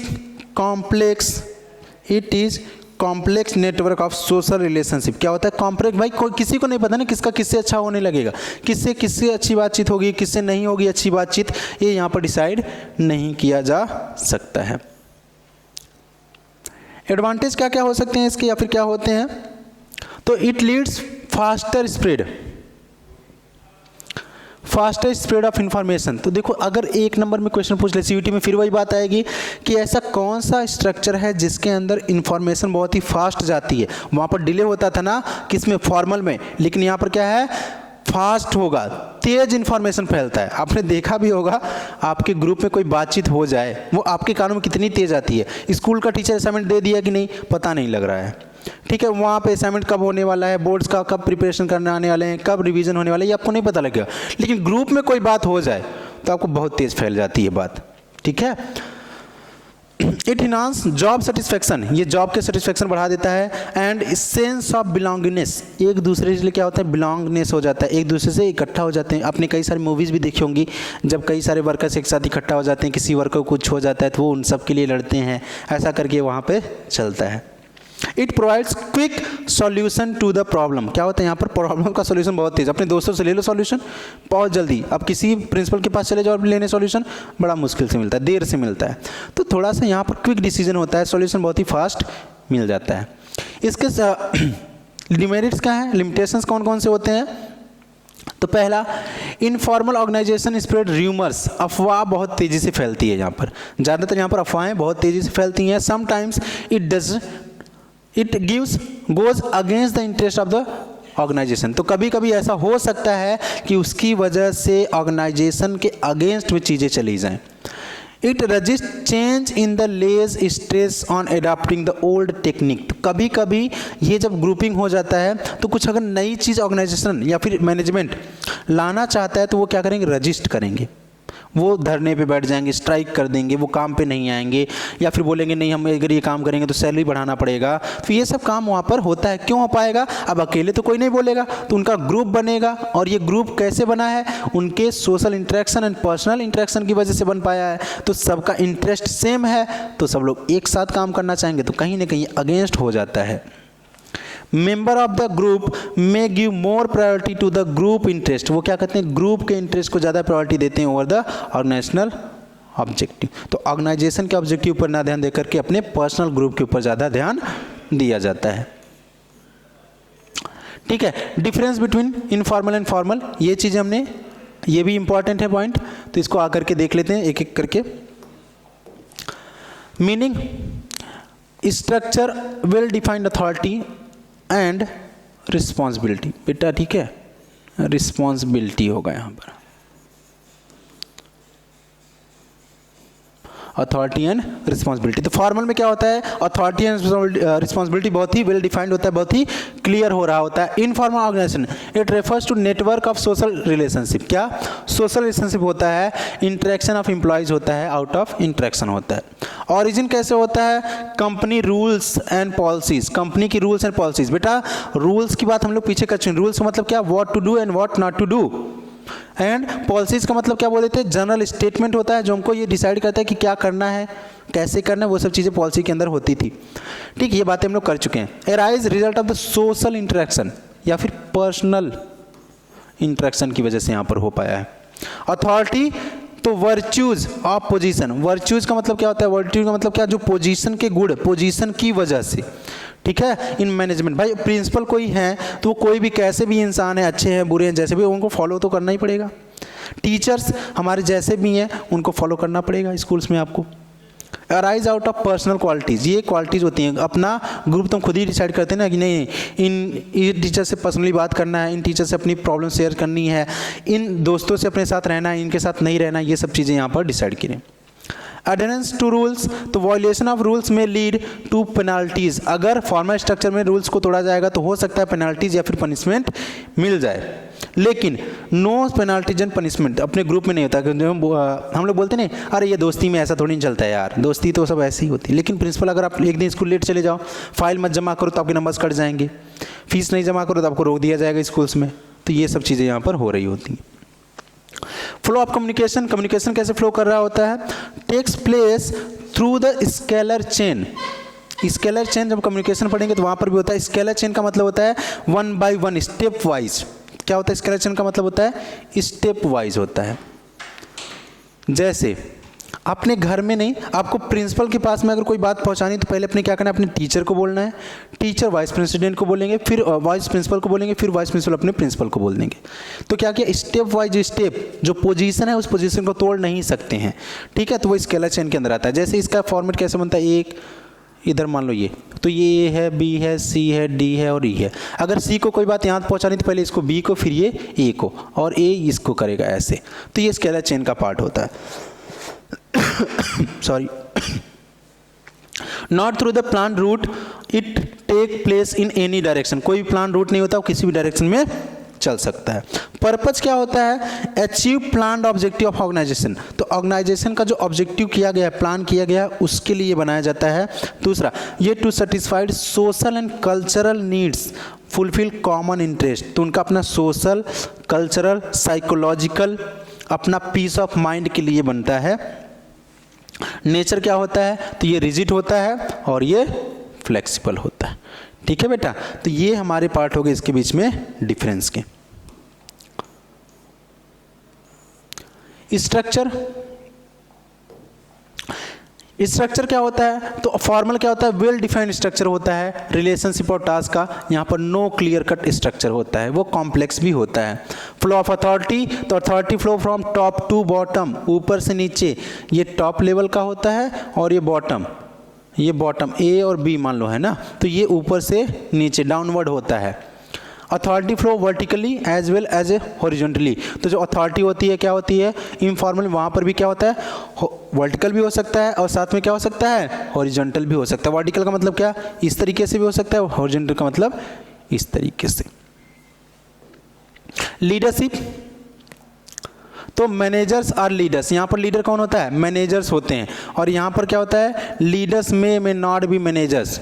तो यहाँ पर जो मैनेजर है वो लीडर हो भी सकता है, नहीं भी हो सकता है, लेकिन यहाँ पर ये क्या होता है, मैनेजर्स ही लीडर होता है, ठीक। अब लीडर कौन होता है, तो लीडर वो पर्सन होता है जो इन्फ्लुएंस करता है behaviours of others.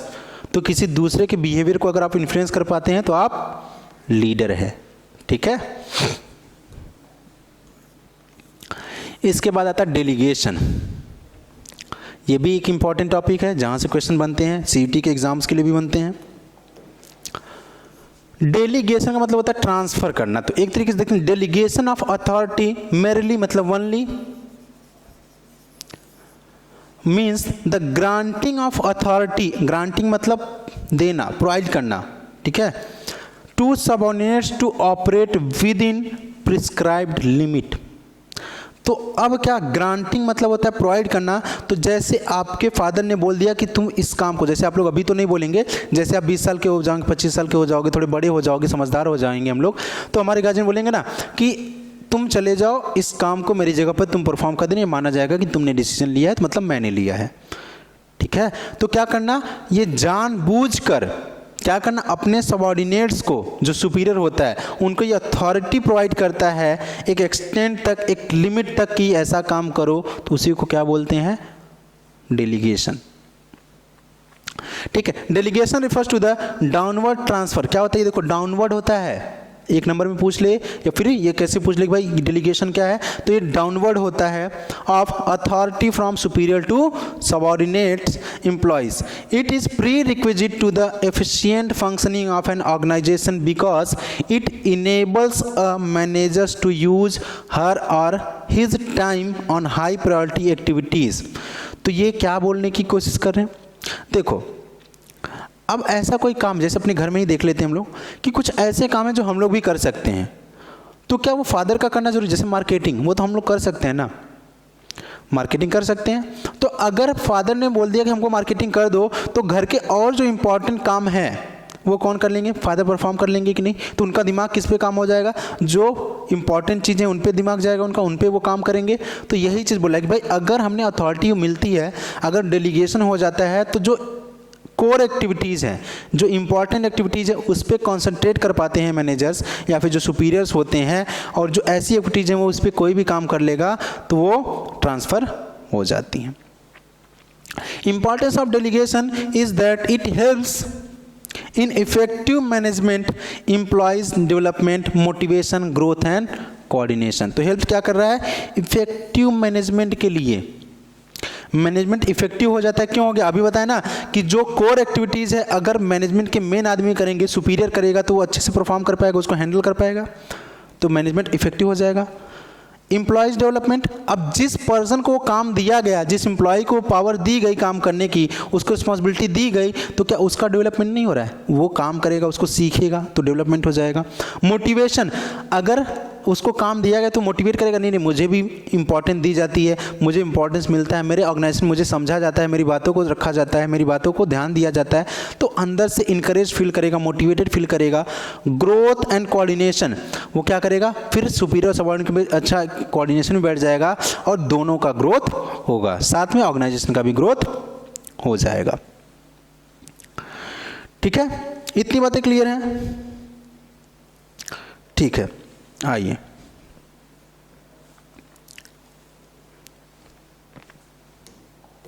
Elements of delegation. Delegation में कौन कौन सी इंपॉर्टेंट 3 चीज़ें ही होती हैं। अब कौन कौन सी वो 3 चीज़ें हैं जो अगर डेलीगेशन हो रहा है तो ये 3 चीज़ें होगी ही। सॉरी, अथॉरिटी, पहला बोला अथॉरिटी, ठीक है। अथॉरिटी के अंदर क्या बोला? Authority refers to the right to take decision, मतलब क्या? पावर, ठीक है। In order to guide the activities of others, तो दूसरे के कामों को देखते हुए इनको गाइड करने की जब पावर दी जाती है तो उसको बोलते क्या? अथॉरिटी। जैसे आपके छोटे भाई बहनों को हैंडल करने की पावर आपको दी गई कि अगर ये कुछ काम इधर उधर करते हैं तो इनको थोड़ा देखना, इनको समझाना, ठीक है। और दूसरा ये बोला गया कि अगर ये कुछ भी करें तुमसे कोई मतलब नहीं है। तो पहला क्या हो रहा है? जिसमें आपको ये पावर दिया गया कि उनको हैंडल करना है, उनको देखना है, उनकी एक्टिविटीज़ को गाइड करना है, तो वो क्या पार्ट हो जाएगा? वो अथॉरिटी दी गई है आपको, अथॉरिटी का डेलीगेशन हुआ है, पावर का डेलीगेशन हुआ है, ठीक है। जिसमें नहीं दी गई उसमें नहीं किया गया है। Authority determines the superior subordinate relationship. Laws and the rules and regulation of an organization restrict authority. Authority flow downward. तो जो भी पावर है, जो भी डिसीजन मेकिंग पावर है, उसको डाउनवर्ड ट्रांसफर किया जाता है। Responsibility, obligation of subordinate, subordinate के लिए एक ड्यूटी, क्या? ऑब्लिगेशन बोल दो या फिर इसको duty. To perform properly the assign duty, जो ड्यूटी दी गई है उसको प्रॉपर परफॉर्म करने का ऑब्लिगेशन होता है, ठीक है। उनको जो ड्यूटी प्रोवाइड की गई हो, क्या उनके लिए क्या करना है? उसको प्रोवाइड की गई है तो उसको फॉलो करना है, उसको अच्छे से काम करना ही करना है। If subordinates has the responsibility for job, अगर उसको जॉब की ड्यूटी दी गई कि उसको जॉब को परफॉर्म करना है, ठीक है, she must given necessary authority to carry out that task. तो क्या कहने का मतलब है कि भाई देखो कि अगर एक तरफ हम रख दें किसको? अथॉरिटी को, और दूसरी तरफ हम लोग रख दें रिस्पॉन्सिबिलिटी को, ठीक है। तो और इधर एक तराजू बना देते हैं, ये हमारा इधर तराजू हो गया, ठीक है, ये तराजू। तो जो अथॉरिटी एंड रिस्पॉन्सिबिलिटी होती है वो इक्वल होनी चाहिए, मतलब जिसको जितनी रिस्पॉन्सिबिलिटी दी गई है उसके अकॉर्डिंग उसको पावर भी देना चाहिए। अगर नहीं दोगे तो ना वो वर्क परफॉर्म नहीं हो पाएगा, और ज़्यादा दे दोगे पावर तो वो परफॉर्म करेगा, लेकिन वहाँ पर कॉन्फ्लिक्ट हो सकते हैं, वहाँ पर प्रॉब्लम्स भी क्रिएट हो जाएंगे। तो ना ही ज़्यादा देना है ना ही कम, हमेशा रिस्पॉन्सिबिलिटी के बराबर पावर देना है, अथॉरिटी को प्रोवाइड करना है। And third one is accountability, answerability बोलते हैं इसको, क्या? आंसर करना। जैसे हम लोग बचपन में जाते हैं तो सामान लेकर के आते हैं मार्केट से, तो घर वाले पूछते हैं ना क्या क्या सामान लाए हो बताओ, उसका बिल विल बनवाए हो? तो बोलते हैं सब्जी लेने में कौन सा बिल बनवाएंगे? तो कहते हैं अच्छा बताओ क्या क्या भाव से क्या क्या मिला, तो तुरंत हमको क्या कहते हैं वो तुम गिनाने लगते हैं यार, तुम हम जैसे बोलते नहीं टमाटर 20 रुपये किलो, बोलते नहीं नहीं ये तो 10 रुपये किलो मिल रहा है मार्केट में, तुरंत हमारा चेहरा बन जाता है, वो पकड़ लेते हैं हम लोगों को होता है ना। तो ये क्या बोलता है? अकाउंटेबिलिटी, आपको आंसर देना पड़ेगा, अपने आपको जो काम दिया गया उसके लिए आपको आंसरेबल होना पड़ेगा। तो accountability implies being accountable for the final outcomes, जो फाइनल आउटकम है अच्छा हो या फिर बुरा हो उससे कोई लेना देना, उसके लिए आपको आंसरेबल होना है। जैसे बोलते हैं ना, कुछ लोग आपने सुना भी हो कि भाई जब अच्छा होता है बोलते नहीं हमने सब किया, और जब बुरा होता है हमने कुछ नहीं किया, ऐसे भी लोग होते हैं, कुछ लोग ऐसे भी होते हैं कि कुछ भी हो, अच्छा हो या बुरा हो, बुरा होता है तो वो खुद बोलते हैं मैंने कर लिया, अच्छा होता है तो अपनी टीम को, अपने लोगों को बोल देते हैं इन्होंने अच्छा किया। ठीक है, तो वो चीज़ यहाँ पर बोलता है कि अकाउंटेबिलिटी आंसरेबिलिटी होनी चाहिए। Superior assign a work to a subordinates, he answerable to the superior for its outcomes. Outcomes मतलब रिजल्ट। ठीक है, आइए इन तीनों के बीच में डिफरेंस है, एक एक करके देख लें। अथॉरिटी क्या होता है? राइट टू कमांड, कमांड करने का, लोगों को ऑर्डर देने का, राइट टू ऑर्डर भी हो सकता है, ऑर्डर देने का। रिस्पॉन्सिबिलिटी में क्या होता है? Obligations to perform assign task, तो ये उनके लिए ऑब्लिगेशन है, उनको ड्यूटी दी गई है, किसी काम को प्रोवाइड किया गया उसको पाने। अकाउंटेबिलिटी क्या होती है? आंसरेबिलिटी फॉर द आउटकम, तो जो रिजल्ट आया है उस टास्क का, उसके लिए आंसर देना कि वो सही है तो कितना सही है, गलत है तो क्यों गलत है। Origin arise from the formal position, जो अथॉरिटी होती है वो फॉर्मल पोजीशन की वजह से होती है। भाई प्रिंसिपल हैं तो उनके पास पावर है, वो ट्रांसफर कर सकते हैं किसके पास में? टीचर के पास में। लेकिन टीचर क्या प्रिंसिपल को दे सकता है? नहीं सर। क्यों?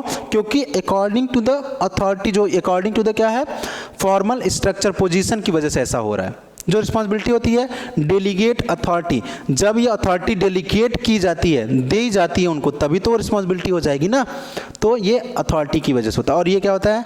Bye responsibility. तो बोल सकते हैं अथॉरिटी क्या होती है? बाय पोजीशन हो रही है, ये इसकी वजह से हो रहा है, रिस्पॉन्सिबिलिटी की वजह से अकाउंटेबिलिटी आती है। Delegation can be delegated, authority को डिलीट किया जा सकता है लेकिन रिस्पॉन्सिबिलिटी को कैन नॉट। भाई मुझे काम मिला काम करने को, तो मैं बोलूँ नहीं मेरे भाई को दे दो, नहीं। या फिर मुझे एक वर्कर की तरह मुझे काम मिला, नहीं आपको ये परफॉर्म करना है, तो मैं बोलूँगा नहीं मेरी जगह पर कोई और कर देगा। तो जब किसी और को ही करना होगा तो वो क्या बोलेगा मैनेजर कि जब हमको किसी और से ही करवाना है तो हम आपको क्यों बोलते, ऐसा बात हो सकता है। तो ये कैन नॉट बी डेलीगेटेड, और आंसरेबिलिटी या फिर अकाउंटेबिलिटी को भी हम लोग नहीं कर सकते हैं।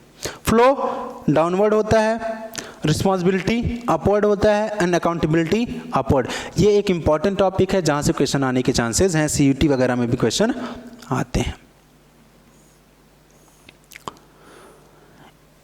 इंपॉर्टेंस ऑफ डेलीगेशन, डेलीगेशन के क्या क्या इंपॉर्टेंस है? तो पहला, reduction of executives workload. Executives workload मतलब क्या होता है? जो टॉप लेवल के मैनेजमेंट हैं, जो टॉप लेवल पर जो भी अधिकारी लोग काम कर रहे हैं, तो या फिर जो बोल सकते हैं मैनेजर है, उनके ऊपर थोड़ा वर्कलोड कम हो जाता है। क्यों? क्योंकि वो डेलीगेट कर देते हैं चीज़ों को, अपने सबऑर्डिनेट्स को, अपने नीचे के लोगों को थोड़ा बहुत वर्क ट्रांसफ़र कर देते हैं। तो it reduces the workload officers, officers जो है उनका वर्कलोड कम कर देता है काम। They can thus utilise their time to more important and creative work. तो जो कोर एक्टिविटीज़ हैं, जो मेन एक्टिविटीज़ हैं, जो मेन एक्टिविटी हैं, या फिर जो सिग्निफिकेंट, जो भी बहुत महत्वपूर्ण एक्टिविटीज़ हैं, उनको उनके ऊपर ध्यान देंगे इंस्टेड ऑफ डेली रूटीन। तो जो डेली के काम है उसके ऊपर ना ध्यान दे करके इस पे काम करेंगे, जो कोर एक्टिविटीज़ हैं, जो मेन एक्टिविटीज़ है, जो सिग्निफिकेंट एक्टिविटीज़ हैं, उसके ऊपर काम करेंगे। एम्प्लॉयज़ डेवलपमेंट, इसकी वजह से क्या हो रहा है? एम्प्लॉयज़ का डेवलपमेंट होता है, तो get more opportunity to utilise their talent. अब भाई उनको अगर रिस्पॉन्सिबिलिटी मिली है, उनको पावर मिला है, तो क्या करेंगे? क्रिएटिविटी आएगी ना, उस काम करने के लिए अलग अलग तरीके ढूंढेंगे, अल्टरनेटिव कोर्स ऑफ एक्शंस की बात करेंगे, उसको कैसे परफॉर्म करना है उसको फॉलोअप करेंगे, उसके लिए बहुत सारा रिसर्च वगैरह करेंगे, तो उनका क्या होगा? खुद का डेवलपमेंट होगा। Allows them to develop those skills which enables them to perform complex task. तो उनके लिए क्या होता है? ये टास्क होता है। जैसे कि हम जैसे जैसे बड़े होते रहते हैं तो हमारे घर की जो चीज़ें होती हैं थोड़ी थोड़ी, वो हमारे ऊपर ट्रांसफ़र होती चली जाती हैं। आप जब बचपन में रहेंगे तो आपसे कोई काम नहीं बोला जाता होगा, थोड़े बड़े हो गए थोड़ा बहुत काम बोला जाने लगा, फिर बड़े हो गए तो आपको थोड़ा मार्केट वगैरह का काम बोलने लगा, फिर थोड़े और बड़े हो गए बाइक वगैरह चलाने, तो अब एक जगह से रिश्तेदार के यहाँ आने जाने का काम भी कभी कभी मिल जाता है, ठीक है। या फिर आपको 4 व्हीलर चलाने आएगा तो उसके भी हो जाता है। फिर थोड़े और बड़े हो जाओगे तो फिर बोला जाएगा आप फाइनेंस की चीज़ें भी देख लो, ठीक है। कोई प्रॉब्लम हो गई तो उसके भी क्रिएट करना है। तो ये क्या होता है? समय के साथ चीज़ें आपकी बढ़ती जा रही है ना। सेम चीज़ यहाँ पर बोला है कि भाई धीरे धीरे आपको कॉम्प्लेक्स टास्क करना आ जाता है हमारी लाइफ में, तो सेम चीज़ यहाँ पर भी होता है एम्प्लॉयज़ के साथ में।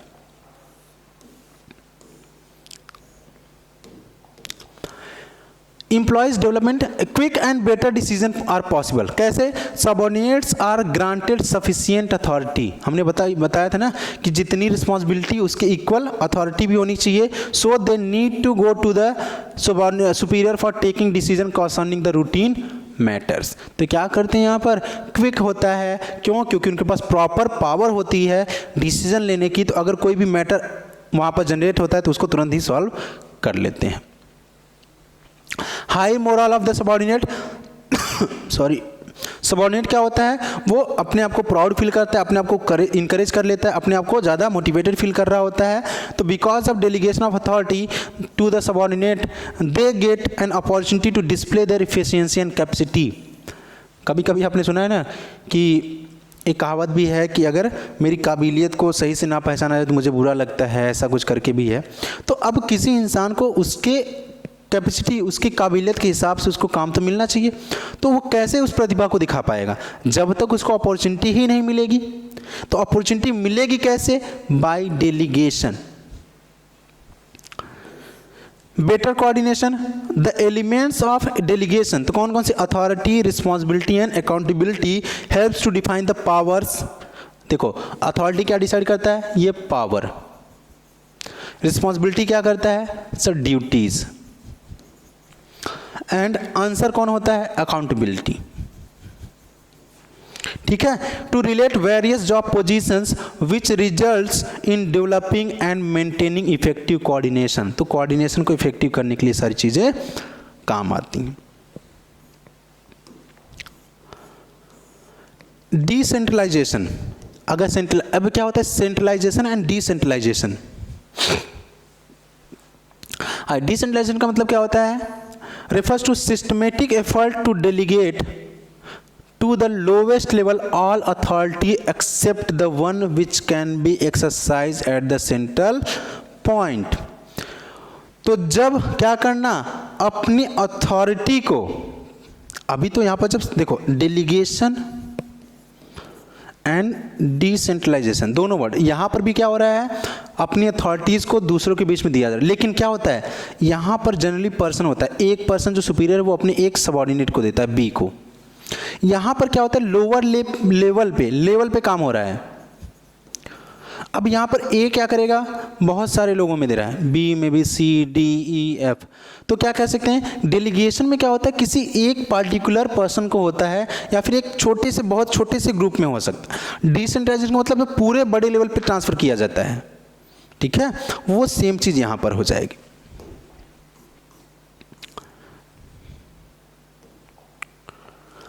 Decentralisation mean the delegation of authority throughout all the levels of organisation. यहाँ पर क्या, ऑल लेवल, वहाँ पर ऑल पर्सन के बेसिस पे था।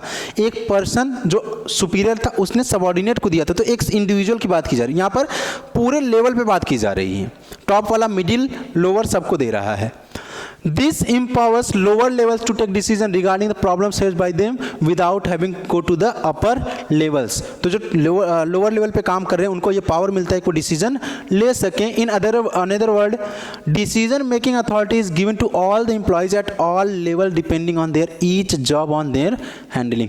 तो ये जो टॉप लेवल का होता है इसने किसको, मिडिल लेवल, लोअर लेवल, इन सबको पावर दे दिया था। और वहाँ पर डेलीगेशन में क्या होता था, ए कोई सुपीरियर होता था, उसने अपने सबऑर्डिनेट को दिया होता था।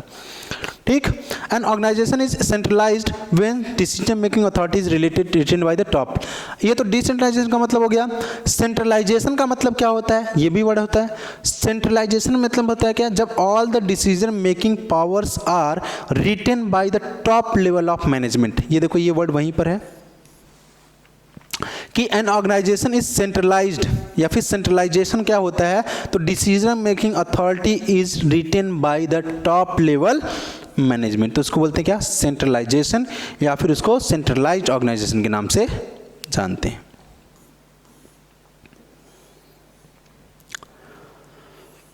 इंपॉर्टेंस क्या क्या होते हैं डिसेंट्रलाइजेशन के, तो पहला बोला है develops initiative amongst the subordinate। तो it helps in promote confidence and self reliance। Reliance का मतलब होता है बेटा भरोसा, ट्रस्ट। रिलायंस तो कंपनी के बारे में आपने सुना होगा, रिलायंस का मतलब ट्रस्ट होता है। तो promote confidence and self reliance, खुद के ऊपर भरोसा। In the subordinates they are given freedom to take their own decision. उनको खुद के डिसीजन लेने के लिए बोला गया है। जैसे हम इसको और अच्छे से समझें, डेलीगेशन और डिसेंट्रलाइजेशन में आपके घर में आपके बड़े भाई को अथॉरिटी मिलती है डिसीजन लेने के लिए, तो क्या है, डेलीगेशन है। और आपके घर में बोला गया कि जिसके जिस लेवल पे काम में है, जिस लेवल पे हैं, उन सबको ही होते हैं। छोटे भाई अपने लेवल पे डिसीजन ले सकता है, बड़ा भाई अपने लेवल पर, छोटी बहन अपने लेवल पे, बड़ी बहन अपने लेवल पे, मम्मी अपने लेवल पे, तो यहाँ डिसेंट्रलाइजेशन हो गया। ठीक है। Develops managerial talent for futures. तो training used by the organization and experience gained from the handling of these projects increase the talent of the managers and employees. तो कहीं ना कहीं ये क्या कहता है कि जब उनको अथॉरिटी मिलती है डिसीजन मेकिंग की, तो उनकी तो क्रिएटिविटी बढ़ती है, उनकी डिसीजन मेकिंग पावर भी बढ़ जाती है। क्विक डिसीजन हो जाता है क्योंकि सबके पास क्या है, सबके पास पावर है, सबके पास अथॉरिटी है, तो डिसीजन इजिली बन जाता है।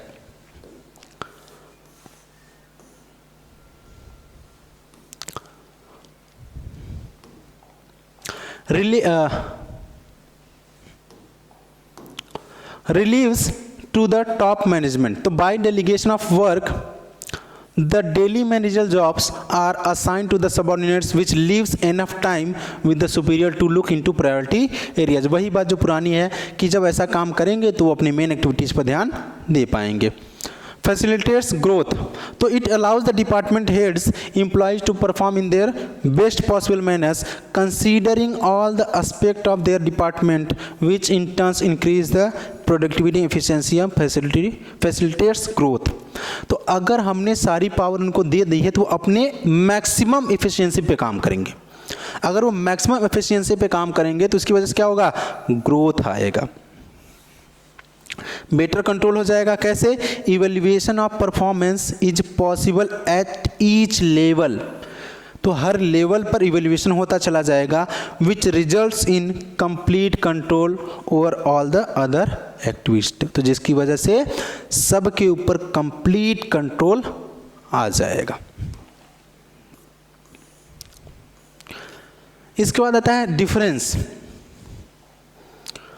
डिफरेंस का डेलीगेशन एंड डिसेंट्रलाइजेशन। पहला कंपलसरी एक्ट होता है, डेलीगेशन क्या है, कंपलसरी एक्ट होता है। एक क्या होता है, ऑप्शनल पॉलिसी डिसीजन होता है। यहाँ पर क्या होता है, ऑप्शन। डिसेंट्रलाइजेशन में क्या होता है, ऑप्शनल होता है।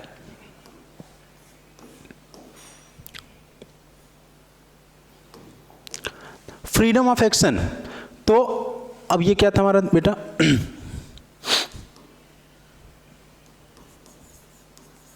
ये डेलीगेशन था और ये डिसेंट्रलाइजेशन। तो लेस फ्रीडम, डेलीगेशन में क्या होता है, लेस फ्रीडम होता है। ठीक है, to take decision due to the more control by the superior. यहाँ पर ज़्यादातर सुपीरियर का होता है, लेकिन यहाँ पर less control over the executives, hence greater freedom. यहाँ पर क्या होता है, फ्रीडम ज़्यादा होता है। Status process follow to the share task. यहाँ पर क्या होता है, फॉलो टू शेयर, जो टास्क दिया गया उसके अकॉर्डिंग यहाँ पर प्रोसेस फॉलो किया जाता है, स्टेटस होता है। It is result of the policy decision of the top management. यहाँ पर क्या होता है, जो टॉप लेवल ने पॉलिसी डिसाइड की है उसके बेसिस पे यहाँ पर काम हो रहा होता है। स्कोप नैरो, डेलीगेशन में नैरो होता है, हमने बताएंगे ना, एक छोटा सा पार्ट के लिए बोलते हैं। यहाँ पर क्या होता है, वाइड होता है। ठीक है, लास्ट पॉइंट पर्पज। तो narrow as it is confined to the superior and his immediate subordinate. हमने बताया था ना, एक और बी, ये दो लोग के पार्टी हो जाएंगे। To increase the role of the subordinates in organisation by giving them the authority, more autonomy. Autonomy का मतलब होता है उनको खुद से डिसीजन लेने के लिए बात करना। तो कहीं ना कहीं यहाँ पर क्या होता है, उनको ज़्यादा वाइडर होता है, उनका जो रोल होता है ये वाइडर होता है, बड़े लेवल पे फैलता है, बहुत बड़े लेवल पे काम यहाँ पर चल रहा होता है।